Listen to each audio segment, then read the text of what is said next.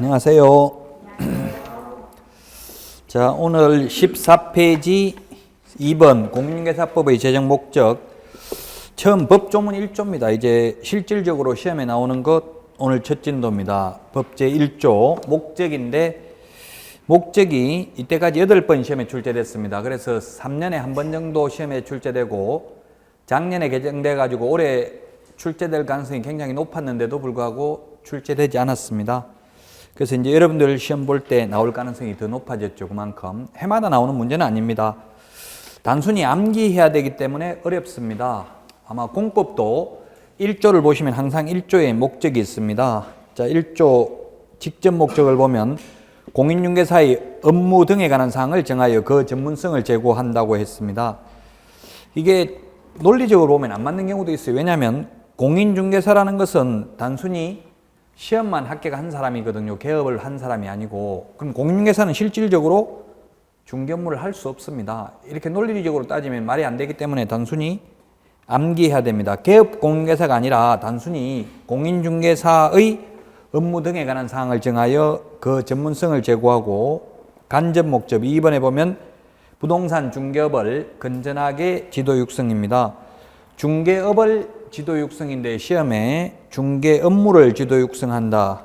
이런 식으로 하면 X가 되겠고요. 궁극적인 목적이 옛날에는 국민재산권 보호였습니다. 국민재산권 보호에서 국민경제 이바지로 바뀌었습니다. 단순히 암기해야 되는 부분입니다. 자, 이제 15페이지 제2절 용어의 정의. 이 부분은 반드시 시험에 출제됩니다. 용어 정의. 그 다음에 있는 16페이지에 있는 중개대상물 요 두 파트는 반드시 한 문제씩 출제가 됩니다. 자, 그래서 용어 정의가 6개가 있습니다. 15페이지 용어의 정의. 그래서 특히 공법 같은 것도 2차에서는 용어 정의가 굉장히 중요합니다. 용어 정의. 국어 사전적 의미가 아닙니다. 만약에 국어 사전적 의미라면 여기에 용어 정의를 할 필요도 없겠죠. 자, 첫 번째 중개가 있고요. 중개. 그 다음에 두 번째 중개업. 중개가 있고 중개업. 그 다음에 순서는 꼭 같이 안 해도 되는데, 개업공개사 먼저 할까요? 개업공개사, 개업공인중개사. 그 다음에 이 공인중개사가 안 돼 있네요. 순서가 공인중개사가 2번에 있는데 빠졌네요. 공인중개사부터 먼저 할게요. 공인중개사, 그 다음에 개업공인중개사, 그 다음에 소속공인중개사, 그 다음에 중개보조원. 이 6가지 용어는 꼭 기억을 해야 됩니다. 자, 그 중에서 먼저 중개입니다. 중개. 중개는 중개대상물에 대하여 거래 당사자 간의 매매, 교환, 임대차,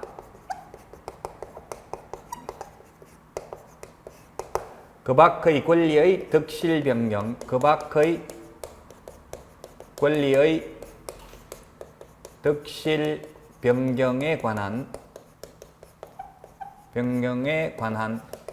행위를 알선하는 것입니다. 그런데 국어사전에 만약에 중개를 찾아보면 뭐라고 되어 있냐면 물건을 연결시키는 것 이렇게 되어 있고, 네이버나 다음에 중개를 검색해 하면은 제3자로서 당사자 사이에 서서 일을 주선하는 것 이런 식으로 되어 있습니다. 그래서 그 국어사전적 의미 또는 포털 사이트 네이버 다음에서 검색하는 용어가 아니라 우리 공인중개사법에서 중개는 반드시 중개대상물을 알선해야 중개입니다. 따라서 중개대상물이 아닌 자동차를 알선해도, 권리금을 알선해도 뭐 이런 것들이 권리금이라든지 시험에 중개대상물 조금 있다가 하겠지만 중개상물이 아닌 것, 권리금, 그 다음에 이동식 세차장 구조물, 소위 그 다음에 대토금, 이런 것들은 중개상물이 아니라고 되어 있습니다. 조금 이따 할 텐데 이런 것들을 중개해도 알선해도 중개가 아닙니다. 중개대상물이 아니기 때문에 따라서 중개가 아닌 것을 하고 받는 돈은 중개보수도 아닙니다. 따라서 많이 돈을 받았다 하더라도 이런 것을 알선 가령 권리금 1억 받도록 알선하고 그 대가를 5천만 원을 받아 먹었다 하더라도 공인중개사법 위반이 아닙니다. 판례에 의하면 도덕적으로 비난은 받아야 되나 권리금이 중개상물이라는 말이 없으므로 이것을 알선해도 중개가 아니고 중개가 아닌 걸 하고 받는 돈은 중개보수도 아니다. 따라서 많이 받아도 공인중개사법 위반이 아니라는 판례가 있습니다. 그래서 반드시 중개상물을 알선해야 됩니다. 중개상물이 그러면 뭐가 있느냐 하면은 토지, 건축물, 그 다음에 임목, 광업재단, 공장재단 이런 것들이 중개대상물입니다. 따라서 중개대상물을 알선하는 게 중개이다. 그 다음에 매매, 교환, 임대차뿐만 아니라 그 밖의 권리의 득실 변경에 관한 행위를 알선하는 것도 중개인데 지난주에도 내드렸고 이번 주에도 내드렸는데 이게 기출문제 올해 시험에 1번, 2번에 출제됐습니다. 이 그 밖의 권리가 이 그 밖의 권리에는 판례에 의하면 저당권 등 담보물권도 그 밖의 권리에 해당이 된다. 그래서 처음 오신 분은 지금 저당권 이런 게 민법 용어입니다. 이건 2차 과목이기 때문에 1차를 합격했다는 전제하에서 강의를 합니다. 그래서 저당권이 뭔지 모르면 네이버나 다음 이런 데 저당권 치보면 됩니다. 그러면 이건 민법 용어이기 때문에 자세하게 설명이 여러 사람이 올라와 있기 때문에 그 중에서 다수를 차지하는 게 정답이라고 보시면 되거든요. 그래서 쉽게 말해서 은행에 우리가 저당 잡히고 담보 설정하고 대출 받는 걸 보통 저당권 이렇게 합니다. 그래서 물론 건저당을 설정하는데 어쨌든 그래서 은행에 대출을 융자를 알선하고 저당권 설정 알선하는 것도 중개이다. 그래서 우리가 현업에서 중개업을 하면서 은행에 융자 알선하면 0.3% 정도 수수료를 줍니다. 은행에서. 그걸 받아도 불법이 아닙니다. 저도 중개업하면서 받아봤어요. 그래서 1억 알선하면 30만 원 줘요. 커미션을. 지금은 좀 내려가지고 은행별로 달라요. 은행별로 조금씩 다른데 최고 많이 줄 때 0.3% 줬어요. 지금은 한 0.15% 주는 데도 있고 그렇다고 하더라고요. 그리고 또 지금도 보니까 은행별로 아주 저금리 대출해 주는 거 2%대 이런 데는 또 수수료를 안 주는 경우도 있더라고. 이게 법에 정해진 건 아니니까. 어쨌든 그런 수수료를 받아도 저당권 알선하고 저당권 알선하는 거는 중개고요. 중개하고 받는 돈은 중개보수입니다. 따라서 이걸 받아도 불법이 아니라고요. 초과했으면 안 받으면. 그래서 우리 중개보수요율표가 최하 0.3%보다는 높거든요. 그래서 은행에서 0.3%를 줍니다. 최고 많이 줘도. 그래서 이 저당권을 알선하는 것도 중개고 따라서 이 저당권 알선, 은행 융자 알선하고 돈 받는 것도 중개보수기 때문에 저당권 설정 알선하고 받는 돈도 중개보수기 때문에 받아도 공인중개사법 위반이 아니다. 그 1, 2차 처음으로 준비하시는 분들은 모르는 용어가 나오면 자꾸 인터넷으로 휴대폰 가지고 검색해보세요. 인터넷에서 용어를. 왜냐하면 이게 1차 민법 용어를 여기서 다 설명할 수는 없어요. 민법 진도도 또 있고 제 진도도 있으니까.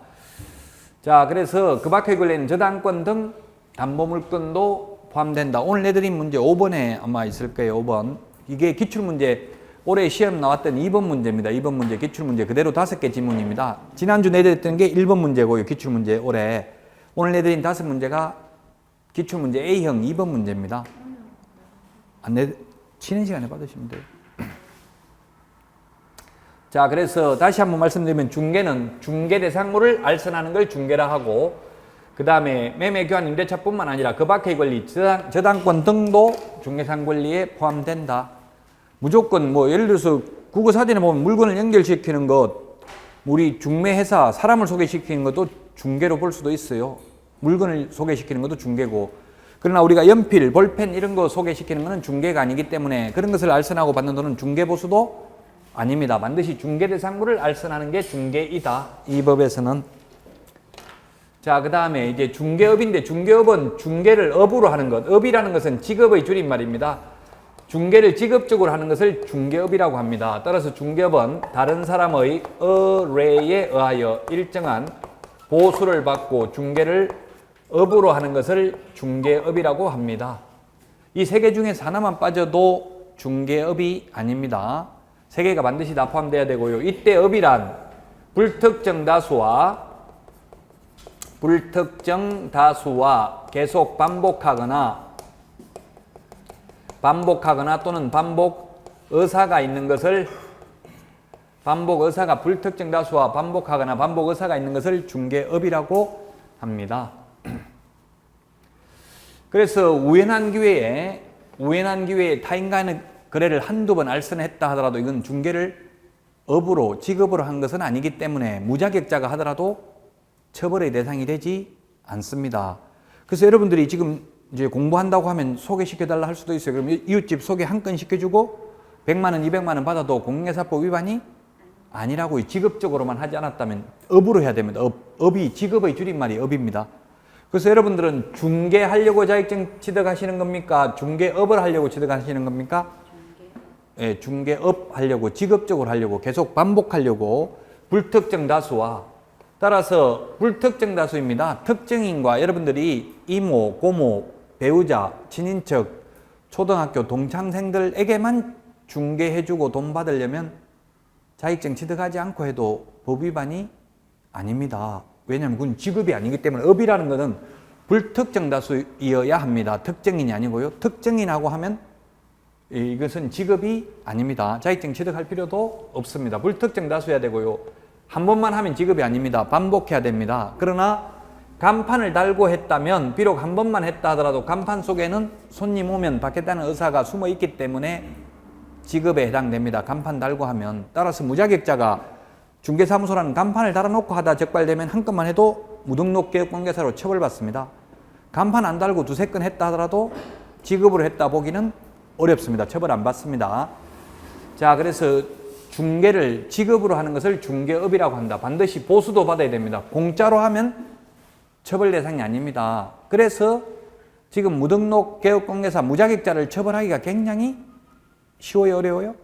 어렵죠. 왜냐하면 적발되면 특정인이다, 애인이다, 아는 사람이다, 친인척이다 이렇게 해버리면 만약에 서로 합의해버리고 처벌하기 어렵죠. 또 친인척이 아니라 하더라도 딱 한 번밖에 안 했다 이렇게 하면 처벌하기 어려워요. 근데 여러 번 한 게 적발되면 친인척이라고 해버리면 또 처벌받기 어렵고요. 공짜로 해줬다 이렇게 하면 처벌받기 어려워요. 그래서 앞으로 언젠가는 사실상 중개업뿐만 아니라 중개도 개업공개사만 자격증 취득한 사람만 할 수 있도록 허용해야 돼요. 근데 지금 현행법에서는 중개업은 개업공개사만 자격증 취득해가지고 개업한 사람만 할 수 있지만 중개는 무자격자도 아무나 해도 돼요. 중개는 돈 안 받고 하는 건 아무나 해도 된다고요. 그래서 실제 무등록 개업관계사가 엄청나게 많습니다. 뭐 컨설팅업자 이런 식으로 해가지고 실제로는 중개업을 하는 경우가 많아요. 그래도 사실상 처벌하기가 어렵다는 이야기입니다. 그래서 시험에도 나오죠. 컨설팅에 부수해서 중개업을 해도 반드시 자격증 취득해가지고 등록해야 되고 등록하지 않고 컨설팅에 부수적으로 중개업을 했다 하더라도 무등록 개업관계사로 처벌받는다는 판례가 있습니다. 자, 그래서 중개를 직업으로 하는 게 중개업이다. 자, 그 다음에 공인중개사는 이 법에 의해서 자격을 취득한 자, 이 법에 의해서 자격을 취득한 자입니다. 공인중개사. 이번 시험에도 출제됐습니다. 공인중개사. 그래서 우리나라 사람이 미국에 가서 미국 공인중개사 자격증을 취득해도 공인중개사가 아닙니다. 반대로 미국 사람이 우리나라 와서 자격증을 취득하면 공인중개사입니다. 이 법에 의해서. 이 법이 뭐냐면 저 법이라는 말은 안 하는데 이 법이라는 말을 많이 써요. 이 법이 책에도 이 법이라고 되어 있나요? 이 법에 의해서. 이 공인중개사라면 이 법에 의한 이렇게 돼 있죠? 이 법이 공인중개사법이에요. 공인중개사법에 의해서 자격을 취득해야 된다는 말은 우리나라 시도지사가 시험을 실시해요. 산업인력공단에서 위탁돼 있죠? 우리나라 시험에 합격해야 된다고. 외국인도 우리나라 시험에 합격하면 공인중개사.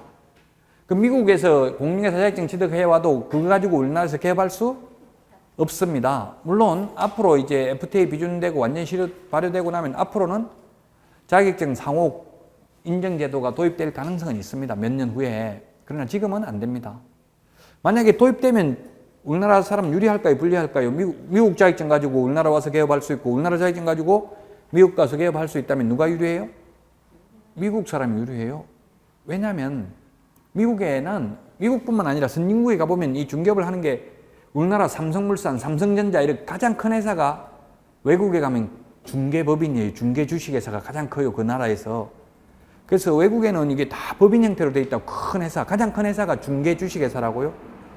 그래서 우리나라는 영어도 못하지만 미국 가서 우리나라 법인도 제대로 없는데 미국 가서 할 수가 없다고 봐야 돼. 근데 미국은 큰 법인들이 있기 때문에 우리나라 들어오면은 우리나라 개인개업공개사가 망할 가능성이 많아요. 그래서 아직까지는 우리나라 시험에 합격해야 된다. 자, 공인중개사라 하면 이 법에 의해서 자격을 취득해야 됩니다.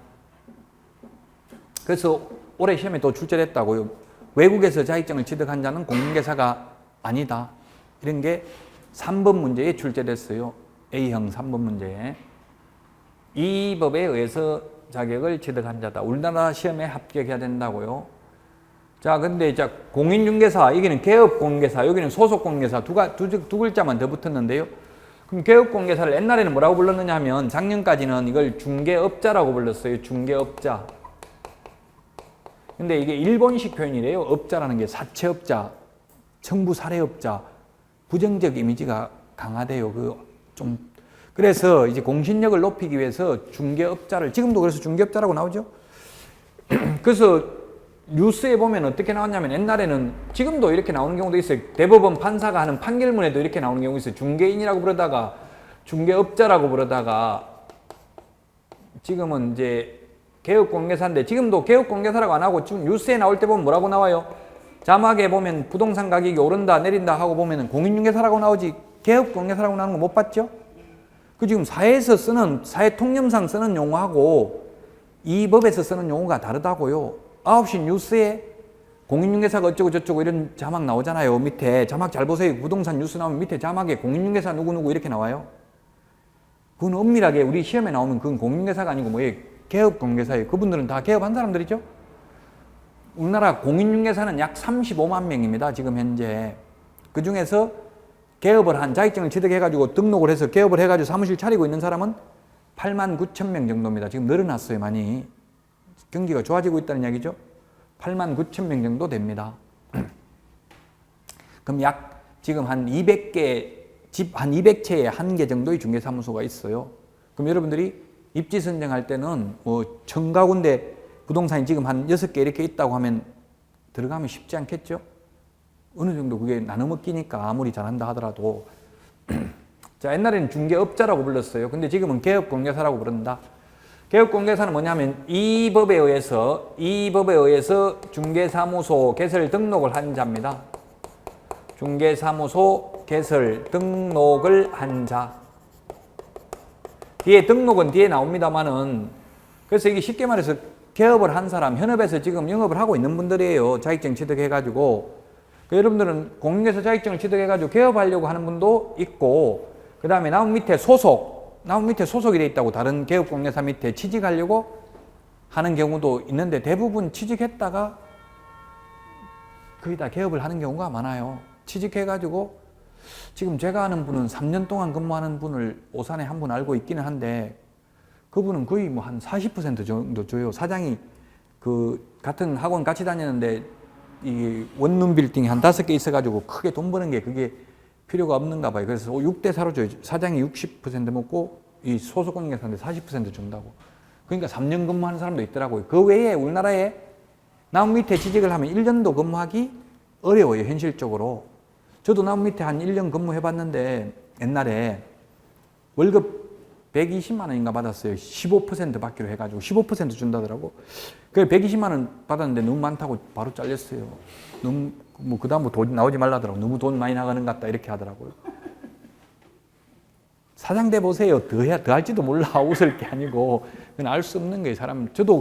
제가 또 직접 해보니까 직원 월급 주는 게 아깝더라고요. 인간의 그 보편 타당한 심리인 거예요. 그래서 현실적으로 이게 나무 밑에 소속돼 있는 사람은 1년 이상 소속돼 있는 사람은 거의 없다고요. 현실적으로. 대부분 좀 하다 보면 개업할 수밖에 없어요. 그래서 여러분들이 취직할 때 자격증이 있다고 하면 취직이 잘 될까요? 안 될까요? 하기 힘들어요. 사장이 자격증 있으면 안 써줘요. 왜냐하면 써주면 일만 배우고 다 나가서 개업해버리니까 노하우만 배워가지고 그 자격증 있다고 자랑시키지 마세요. 그러면 안 써져요. 면접할 때. 안 물으면 뭐 자격증 있다 말할 필요도 없어요.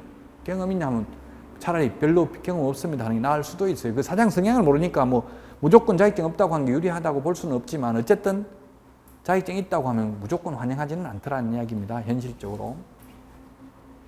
자, 등록을 한 자인데 이 등록을 한 개업공개사 종류는 세 가지가 있습니다. 개업을 한 개업공개사 종류가 세 가지가 있는데 어떤 게 있냐면 이제 영업을 하는 부류가 세 가지가 있어요. 첫 번째는 법인이 있어요. 법인. 자, 민법을 여러분들이 다 배우셨을 텐데 민법에서 인에는 사람을 인이라고 불러요. 민법에서 인에는 자연인이 있고 법인이 있어요. 법인.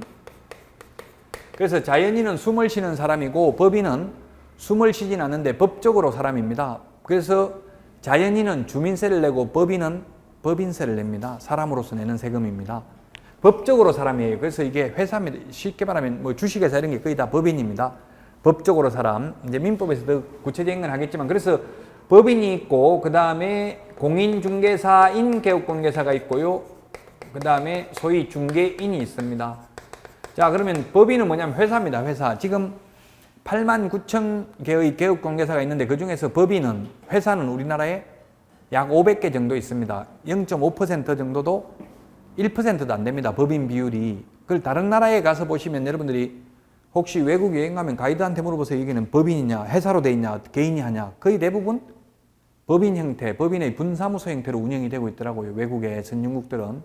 영연방국가, 미국, 뭐 호주, 뉴질랜드 이런 나라 전부 다. 그래서 대부분 법인인데 우리나라는 대부분 법인이 아니라 대부분이 공인중개사인 개업공개사입니다. 즉 자격 취득해가지고 그냥 개인이 개업을 한 사람입니다. 이건 회사 차린 사람이고요. 그 우리나라는 이게 가장 많다. 지금 약 뭐 한 8만 5천 개 이상, 8만 개 이상이 이게 되겠네요. 8만 9천 개 중에서 지금 정확한 숫자는 협회 국토교통부 홈페이지에 가면 3개월마다 이거 통계가 나와 있습니다. 시험에는 안 나오니까 정확한 이 숫자는 어쨌든 큰 흐름을 알고 있으라는 이야기입니다. 이거는 한 500개 정도밖에 안 됩니다. 지금 법인은. 그 다음에 또 한 개 어떤 형태가 있냐면 소위 중개인이 있습니다. 중개인인데 이걸 지금 우리 법에서는 뭐라고 부르느냐 하면 법부칙 제6조 2항의 규정에 의해서 중개사무소 개설 등록을 한 것으로 보는 자를 말합니다. 너무 길어서 그냥 편의상 중개인이라고 했는데 이게 뭐냐면 쉽게 말해서 옛날에 자격증 없이 복덕방 하던 사람 계속 지금도 이 공인중개사법이 제정되고 나서도 기득권을 인정해서 자격증 안 따고도 중개업을 하도록 허용한 사람들입니다. 이분들이 지금 좀 몇천 명 있습니다. 이분들은 숫자가 늘어날 수 있어요? 없어요? 오직 줄어드는 길밖에 없습니다. 절대로 늘어날 수는 없습니다. 새로 소위 중개인이 되는 수는 없습니다. 지금은 자격증을 취득하지 않고는 개업할 수 있는 방법이 없습니다. 따라서 이 옛날에 복덕방 하던 분들은 사망을 하거나 폐업을 하면 다시는 영원히 절대로 중개인이 또 될 수는 없습니다. 이제 자격증 취득해서 개업하는 길밖에 없습니다. 그래서 이분들은 절대로 폐업을 안 하겠죠. 소위 편의상 중개인이라고 부르겠습니다. 만약 시험에도 잘 안 내요. 왜냐하면 이분들은 돈을 지금 현재 이분들은 다 50억 이상 부자 돼 있습니다. 중개인 분들은. 왜냐하면 이분들은 89년 이전에 다 개업하신 분들이에요. 지금 26년 이상 지금 안 망하고 계속 있다는 말은 돈 벌 수밖에 없죠. 그 한 분야에서 이렇게 계속 한다는 건. 그래서 그때는 뭐 돈 벌 수밖에 없어요. 전부 세금 안 내고 미등기 전매 이런 게 상용화되던 시절이니까. 그래서 이분들은 영향력이 굉장히 세요. 자격증은 없지만. 그래서 협회 임원들도 이분들이 거의 다 하고 있어요. 지금 협회 뭐 대의원이나 이런 거 있잖아요. 지부장 이런 것도 이분들이 돈들이 많기 때문에 자격증이 중요한 게 아니라 돈이 중요하더라고요. 물론 자격증이 중요한데 자격증 있는 사람 직원으로 쓰는 거예요. 돈 많이 벌었기 때문에 옛날에. 이분들은 절대로 숫자가 늘어날 수는 없다. 중개인들은, 즉 자격증 없이 옛날에 복덕방 하던 분들은 이분들은 시험에도 잘 안 나와요. 왜냐하면 시험에도 내지 말라, 우리 잊어달라, 중개인이라 부르지 말라 해서 지금은 법부칙 제6조 2항의 규정에 의해서 중개사무소 개설 등록을 한 것으로 본 자, 이 등록을 한 자라고 했는데 등록을 안 했는데 한 걸로 본다고요. 그 쉽게 말하면 자격증 안 땄는데 딴 걸로 보는 거예요. 자격증 따가지고 개업한 걸로 보는 거예요. 옛날에 하던 분들. 법이라는 것은 원칙적으로 소급 적용을 잘 안 합니다. 소급 적용을. 그래서 기득권을 보호한다고요. 그래서 옛날에 자격증 없이 계속 중개업을 하던 분들은 지금 자격증 제도가 도입됐지만 지금도 계속 할 수 있는 분들이 지금 수천 명이 남아있어요. 지금 현재. 서울에는 거의 별로 보이지는 않더라고요. 서울에 꼭 보려고 하면 성균관대학교 앞에 정문에 가면 있어요. 중개인 사무소 해가지고 50년 된 사무소가 있더라고요. 거기 가서 한번 구경해 보십시오. 꼭 보고 싶으면. 그래서 자, 개업공개사의 종류는 세 가지가 있어요. 세 가지 종류가. 지금 아직 법이 개정되지는 않았지만 지금 정부에서 국회 차원에서 여러 군데 논의되고 있는 게 지금 현재 매매를 업으로 하거나 매매업이나 직접 거래 이런 게 안 되거든요. 지금 현재는 금지행위입니다. 근데 이걸 지금 중개법인에게만 허용하려고 했었어요. 정부에서는. 그러니까 지금 개인들이 반발해가지고 지금 모두 다에게 허용하는 방향으로 지금 추진되고 있어요. 매매업. 지금 개업공개사는 자기 거 직접 못 팔거든요. 의뢰인한테. 자기 부동산을. 지금은. 왜냐면 사기친다 이 말이에요. 의뢰인들한테 비싸게 팔고 자기 부동산을 살 때는 또 싸게 사버리고 이렇게 해가지고 차익을 편취하는 것을 방지하기 위해서 직접 거래, 의뢰인하고 직접 거래 못해요. 손님들하고. 그 다음에 매매업도 안 돼요. 집장사도 못해요. 개업공개사들은 현행법상은. 앞으로 허용하려고 하고 있다고요. 이거는 나중에 이제 시험 볼 때까지 개정이 되면 말씀드리고 어쨌든 추세가 그렇다는 걸 먼저 말씀을 드리는 겁니다. 자, 그래서 개업공개사까지 봤고요. 그 다음에 소속공인중개사입니다. 소속공인중개사 5번, 15페이지 맨 밑에 5번에 보면 제가 순서를 요거 지금 1번하고 2번 책하고 바꿨는데요. 이게 2번이 돼 있고 여기 바뀐 이유는 중개하고 중개업하고 글자 한 글자 차이니까 비교하라고 바꾼 거예요. 일부러. 법조문 순서에는 2번이 공인중개사로 돼 있어요. 번호가 시험에 나오는 건 아니니까. 그 5번 소속공인중개사 중개보조원입니다. 소속공인중개사는 쉽게 말해서 자격증을 취득해가지고 취직한 사람이고요. 중개보조원은 자격증 없이 취직한 사람입니다. 쉽게 말하면 그냥 동네 말로 하면. 자, 법조문을 보면 소속공인중개사라 하면 개업공개사에 소속된 공인중개사, 개업공개사인 법인의 사원 또는 임원으로서 공인중개사인 자를 포함한다. 포함한다 이런 말을 주의하셔야 돼요. 공인중개사법에서는 제외한다. 제외, 포함 이게 또 구분해야 되거든요. 공인중개사법은 토시 하나 가지고 답이 틀리는 경우가 많아요. 왜냐하면 법조문이 51개 조문밖에 안 돼요. 법조문이 몇 개 안 되다 보니까 정확하게 알아야만 풀 수 있는 문제들이 출제됩니다. 그 다음에 중개업무를 수행하거나 개업공개사의 중개업무를 보조하는 자를 말한다. 근데 6번 보조원은 공인중개사가 아닌 자로서 중개사물에 대한 현장 안내 및 일반 서무 등 개업공개사의 중개업무와 관련된 단순한 업무를 보조하는 자를 말한다. 그럼 자격증 없는 사람들은 우리 흔히 동네에서는 뭐라고 불러요? 이 두 사람을 다 합해서 여자분들은 대부분 실장이라고 부르죠. 현업에서. 몰라요?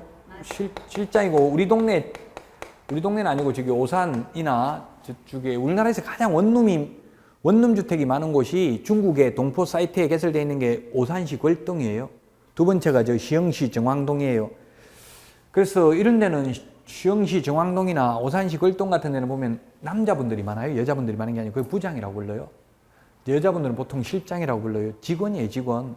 자격증 있든 없든 우리는 보통 자격증 있는 실장님 이렇게 안 부르잖아요. 소속 공인중개사님 이렇게 안 불러요. 보조원님 이런 말 거의 안 써요. 현업에서는. 부장 또는 실장. 저 같은 경우는 이사 하려면 하라는데 안 했어요. 그냥 아무것도 안 하고 그냥 명함 아무것도 안 했어요. 공인중개사라고만 적었어요. 자, 그러면 이 두 사람의 차이점을 보면 소속 공인중개사는 자격증을 따가지고 취직했으니까 자격증이 있고 중개보조원은 자격증이 없습니다. 차이점이.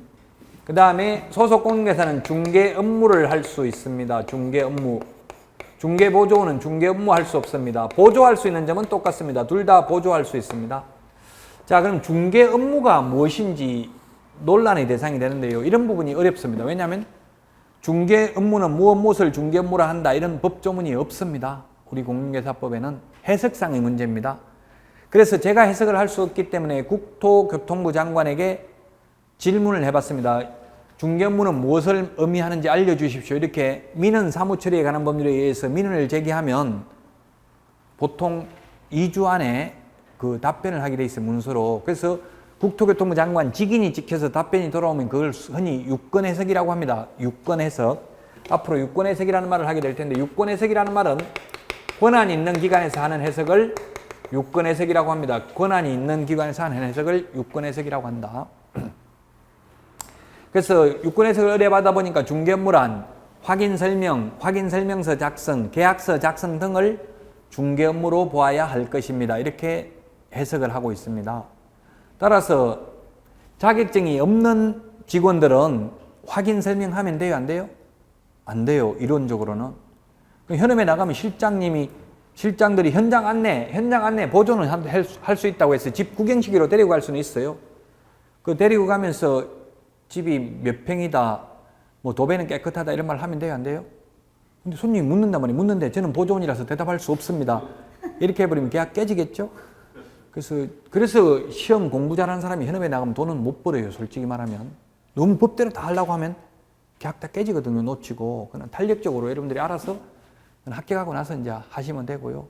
그러면 이제 자세한 건 일단, 그러면 저 같은 경우는 그렇게 했어요. 물어도 제가 실수할까봐, 또 남 밑에 직원으로 근무할 때 실수하면 사장이 싫어하잖아요. 그래서 제가 일단 집 한번 구경하시고, 마음에 드시는지 구경하시고, 사무실에 가면 사장님이 자세하게 브리핑 해드릴 겁니다.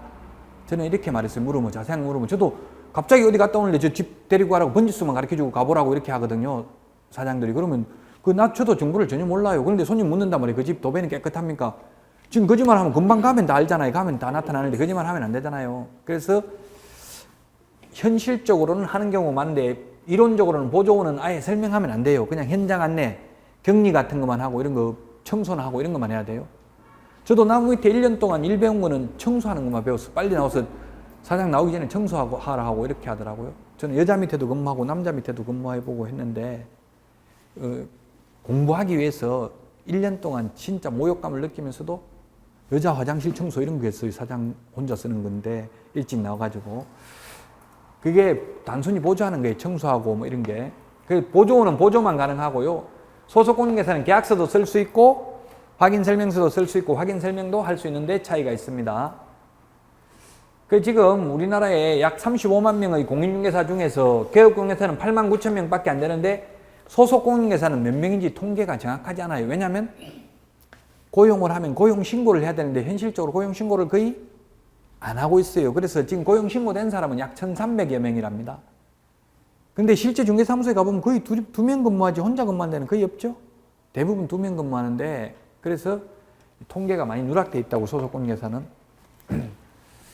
자, 여기까지가 용어정의입니다. 이 용어를 알고 있다는 전제하에서 이제 계속 강의를 하니까, 특히 공법에서도 2조의 용어정의가 있을 거예요. 뭐 기반시설이 뭐다, 예를 들면 건축물이 뭐다, 이런 용어정의가 나오면 그 용어정의는 꼭 기억하셔야 됩니다. 공법도 마찬가지고 우리 공인중개사법도 마찬가지고요.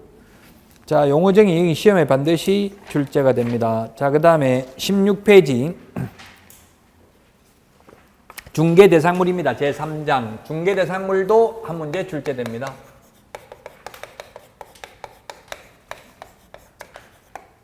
중개대상물 첫 번째 토지가 있고요. 두 번째 건축물, 그 밖의 토지의 정착물, 그 다음에 그 밖에 대통령령이 정하는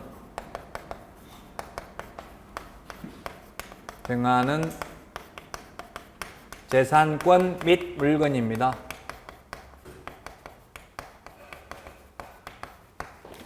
그 다음에 대통령령이 정하는 재산권 및 물건에는 임목에 관한 법률에 의해서 등기된 나무인 임목, 그 다음에 공장 및 광업재단 저당법에 의한 공장재단, 공장 및 광업재단 저당법에 의한 광업재단, 이게 중개대상물입니다. 자, 이번에 시험에 올해 26회 시험에 출제됐는데, 국유재산 중에서 행정재산, 국유재산은 행정재산이 있고 옛날에 잡종재산이라고 하는 것을 지금은 일반재산이라고 불러요. 그래서 국유재산하고 일반재산이 있어요. 일반재산. 국유재산은 행정재산이 있고 일반재산이 있다. 옛날에 행정재산, 보존재산, 잡종재산 이렇게 불렀는데 지금은 이 두 가지로 분류하는데, 행정재산은 뭐 청와대 건물이라든지 이런 거, 각종 경복궁 이런 거 전부 행정재산입니다. 일반 재산은 용도 폐지된 잡종재산. 그래서 국유재산은 행정재산은 중개상물이 안 돼요. 팔아먹을 수가 없잖아요. 청와대 건물이라든지 서울시청 건물 이런 것들은. 그래서 국공유재산은 원칙적으로 중개상물이 되지 않는다. 다만 예외적으로 일반재산, 즉 옛날에는 잡종재산이라고 했는데 일반재산 이거는 현물출자, 대부, 양도의 대상이 될 수 있습니다. 그래서 여러분들이 그 국유지를 만약에 그런 거 저한테 질문하는 분이 많더라고. 어디 재개발, 재건축 이런 거 될 때 국유지를 일부 침범하고 있다고 내 땅이. 그 국유지를 불화받을 수 있는지 여부. 예, 불화받을 수 있는 경우도 있습니다. 용도 폐지된 잡종재산이라면 먼저 거기에 점유하고 있는 자 만약에 그 뭐 점용료를 내고 있고 이렇게 한다면 우선적으로 거기에 분양받을 권리가 있는 경우도 있거든요. 그래서 그러면 좋을 경우도 있어요. 그래서 알아봐야 돼. 그게 어디서 한국자산관리공사에서 관리하는 건지 지자체에서 관리하는 건지 관리청이 어딘지를 알아보고 불화받는 경우도 있을 수 있습니다. 그런데 행정재산은 중개상물이 될 수 없습니다. 중개대상물이라는 건 중개할 수 있는 대상물이니까 사고 팔 수 있어야 되죠.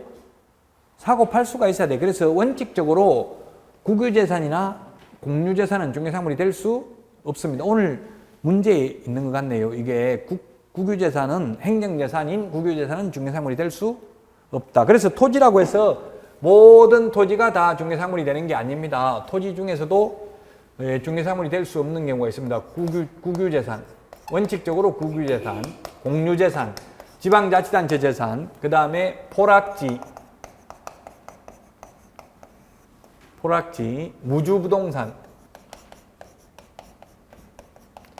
무주부동산 이런 것들도 이제 여러분들이 수업은 웬만하면 계속 끝까지 지금부터 시험 볼 때까지 안 빠지고 한번 들어보세요. 그러면은 제가 볼 때는 90% 이상 합격합니다. 근데 참 쉽지는 않는 이야기지만 자 어쨌든 무주부동산 그게 가장 중요해요. 다 알고 가장 힘든 거는 지금은 오히려 모르니까 듣기 쉬워요. 근데 나중에 시험에 임박해지면 다 여러 번 반복하기 때문에 다 알고 있는 거예요. 듣기 싫어요. 그래서 짜증나고. 그래도 참고 인내심을 가지고 시험 볼 때까지 끝까지 한번 들어보세요. 그러면 아마 고득점 할 겁니다. 무주부동산은 주인 없는 부동산이에요. 주인 없는 부동산. 이게 한자가 안 나오고 그냥 한글로 무주부동산 이렇게 나왔어요. 그래서 이 신청 보니까 무주구천동에 있는 부동산은 중개상물 아니냐 이렇게 하는 경우도 있더라고요. 그게 무주구천동 할 때 무주가 아니고 여기는 주인 없는 부동산이 주인 없는 부동산. 주인 없는 부동산은 민법에서 국가 소유입니다. 민법에서 주인 없는 동산은 선점장 겁니다. 자, 부동산이 뭐예요? 부동산이라는 민법에서 아마 부동산 학개론에서도 부동산 나올 텐데 부동산은 움직이지 않는 게 아니불자 움직일 동자 움직이지 않는 게 부동산이에요. 부동산의 반대가 동산입니다. 움직이는 게 동산입니다. 그래서 민법 99조 1항에 동산, 부동산에 대해서 표시되어 있습니다. 민법 99조 1항에 보면 부동산이란 토지 및 그 정착물을 말하며 2항에 보면 부동산 이외의 물건을 동산이라 한다 이렇게 규정하고 있습니다. 그래서 일단 중개대상물은 동산은 중개상물 아닙니다. 동산 움직이는 거는 개, 돼지, 뭐 가축 같은 이런 거 중개상물 아닙니다. 움직이는 거. 자, 그래서 모든 토지가 다 중개상물이 되는 게 아니고 사고 팔 수 있어야 된다. 그런데 우리 법조문에는 그런 말이 없어요. 그냥 토지 이렇게만 나와 있어요. 이때까지 시험을 27번 시험을 봤죠. 27번 시험 봤지만 한 번도 중개상물인 것은 아닌 것은 보기가 토지가 나온 적은 없어요. 토지 중에서 이런 게 나왔다고. 무주부동산, 포락지. 포락지는 뭐냐면 그러면 하천의 범람으로 인하여 하천화된 토지로서 국가가 토지 소유자에게 손실보상을 하고 하천 토지로 편입하여 사권이 소멸된 토지입니다. 사권. 개인의 권리가 소멸된 토지를 사권. 개인의 권리가 소멸된 토지를 포락지라고 합니다. 그래서 이런 것들이 파주에서 경기도 파주가 지금 파주가 서울을 북한 침공으로부터 서울을 보호하기 위해서 계획적으로 만든 도시일 수도 있어요. 탱크 같은 거 못 넘어오게. 아파트 무너뜨리고 넘어오기는 힘들잖아요. 그 파주가 지대가 낮아요. 그 침수가 잘 된다고요. 그래서 이런 사건이 판례가 있어요. 파주에 국가에서 손실보상을 받고 그런데도 국가에서는 손실보상을 해주고 수용을 하면은 그건 국가 땅입니다. 등기 없이도.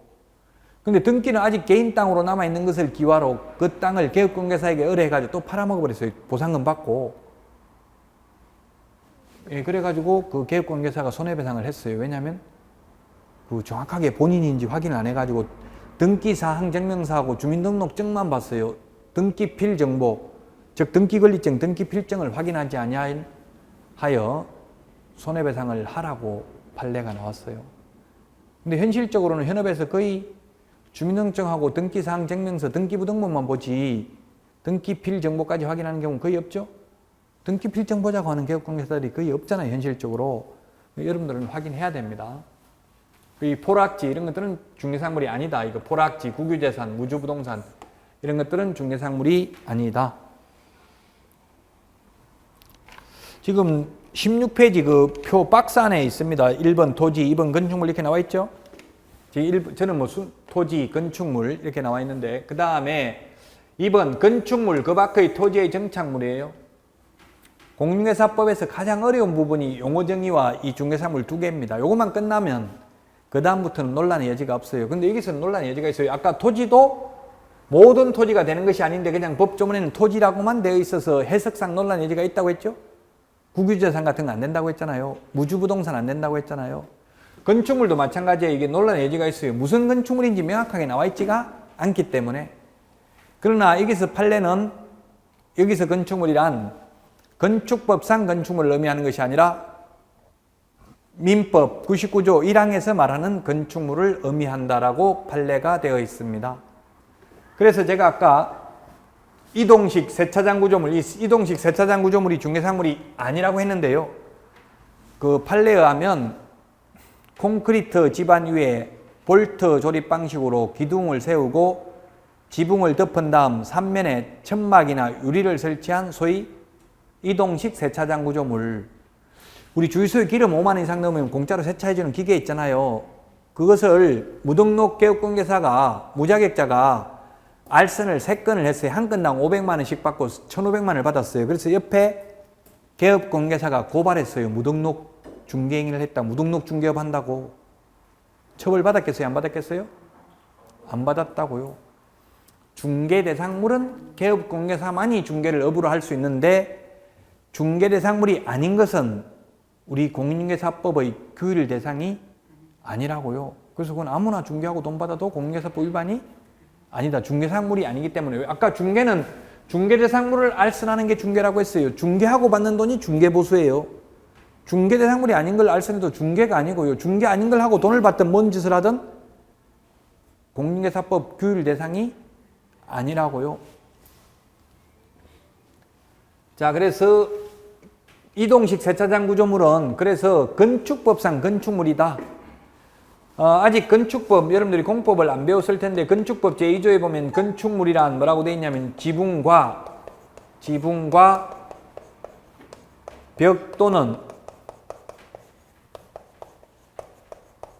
기둥이 있는 것을 건축법상 건축물이라고 합니다. 또는 과 이런 걸 주의해야 됩니다. 그래서 지붕은 반드시 있어야 되고 벽이나 기둥 둘 중에 하나만 있어도 건축물이다. 건축법상은. 그래서 이 이동식 세차장 구조물도 건축법상 건축물이랍니다. 왜? 기둥이 있고 그 다음에 지붕도 있기 때문에. 근데 민법상 건축물은 기둥과 지붕만 있어서는 안 되고 주벽도 반드시 있어야 된다. 그래서 우리 이 서울에 있는 산에 올라가면 팔각정 이런 거 많이 있잖아요. 팔각정. 정자처럼. 그거는 뭐가 없어요. 기둥은 있지만 지붕은 없죠. 지붕이 없는 게 아니라 벽이 없죠. 벽이 없기 때문에 그건 민법상 건축물은 아닙니다. 건축법상 건축물은 될 수 있겠죠.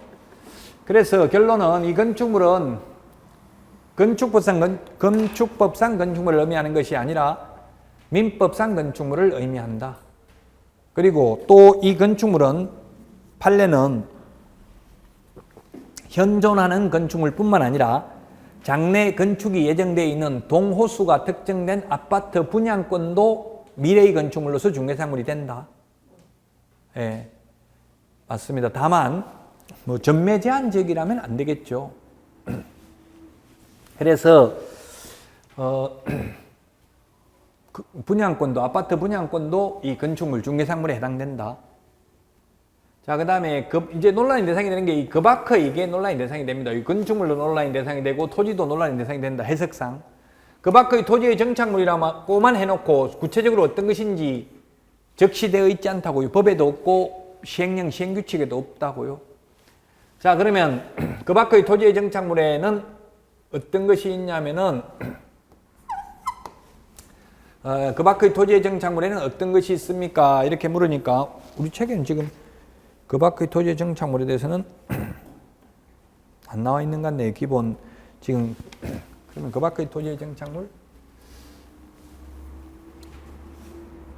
교량이라든지 담장, 축대 지금 우리 기본 기초 이론이어 가지고 우리 지금 책에는 안 나와 있는데 축대 이런 것들 그 다음에 토사, 흑토자, 모래사자, 암석 토사, 암석 이런 것들은 급아크의 토지의 정착물이기는 하지만 중개 대상물은 아니다.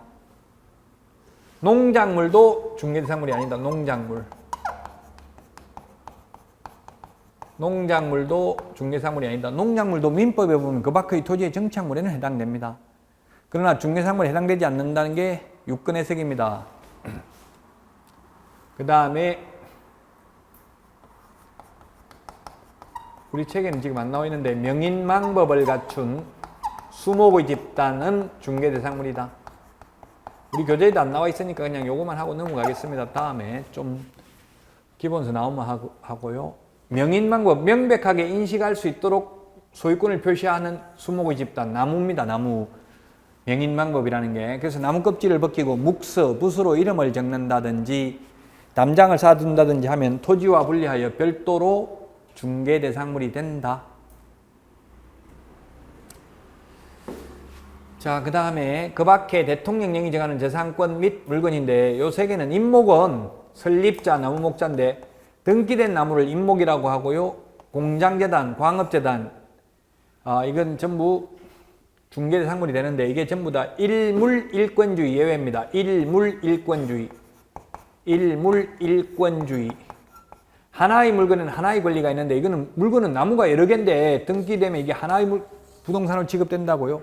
물건은 여러 개인데 공장재단, 광업재단도 마찬가지입니다. 공업소유권, 건물, 그 다음에 토지, 건축, 그 생산 설비 이런 것들도 다 묶어서 물건은 여러 개지만 하나의 부동산으로 취급된다고 해서 일물일권주의 예외입니다. 그 다음에 이건 전부 다 저당권의 객체가 될 수 있습니다. 저당권의 객체가 될 수 있다. 이 좀 어려운 말이라서 이번 달에는 하지 않는 것이 바람직할 것 같아요. 어쨌든 임목, 광업재단, 공장재단도 중개 대상물이다. 이 정도만 기억하시면 되겠습니다. 가장 어려운 부분을 했는데 현실적으로 임목, 광업재단, 공장재단은 시험에 출제 잘 안 됩니다. 오늘 2번 문제에 출제돼 가지고 조금 이따 문제 받아 보시면 알 수는 있기는 한데 자주 나오진 않습니다. 왜냐하면 현실적으로 임목, 광업재단, 공장재단을 중개하는 경우는 거의 없죠. 현실적으로 일어나는 것들이 시험에도 많이 출제가 됩니다. 자, 여기까지 하고 쉬었다가 17페이지 공인중개사 제도부터 하도록 하겠습니다.